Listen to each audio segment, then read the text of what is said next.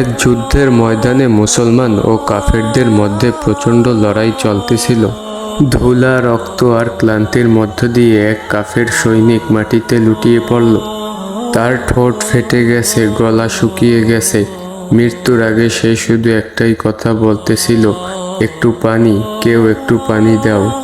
এক মুসলিম যোদ্ধা যে তখনও যুদ্ধক্ষেত্রে দাঁড়িয়েছিল, সে তখন তার পানির পাত্র খুলে সেই কাফেরের দিকে এগিয়ে গেল।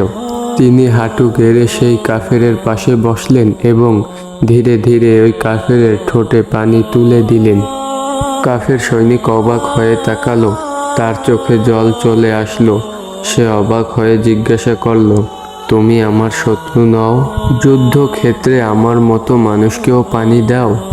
মুসলিম যোদ্ধা হেসে উত্তর দিল, যুদ্ধ করি আমরা ন্যায়ের জন্য, আর দয়া হলো আমাদের ঈমানের অংশ। রাসূলুল্লাহ সাল্লাল্লাহু আলাইহি ওয়াসাল্লাম বলেছেন, দয়ালুদের প্রতি দয়ালু হও, কেননা আল্লাহ তাআলা নিজেও দয়ালুদেরকে পছন্দ করেন।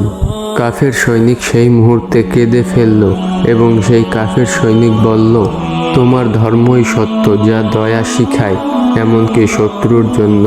সেই কাফের ব্যক্তি মৃত্যুর আগে ইসলাম ধর্ম গ্রহণ করেছিল এবং মুসলিম হয়েছিল।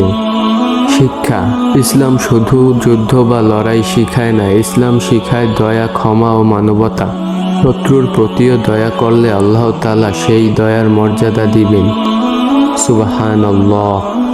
আমাদের চ্যানেল যারা নতুন দর্শক আছেন, আমাদের চ্যানেলটি সাবস্ক্রাইব করে আমাদের পাশেই থাকবেন। নিয়মিত দোয়া, হাদিস এবং কুরআন শিক্ষা সহ বিভিন্ন প্রকারের শিক্ষণীয় ভিডিওগুলি পেতে। আসসালামু আলাইকুম ওয়া রাহমাতুল্লাহি ওয়া বারাকাতুহু।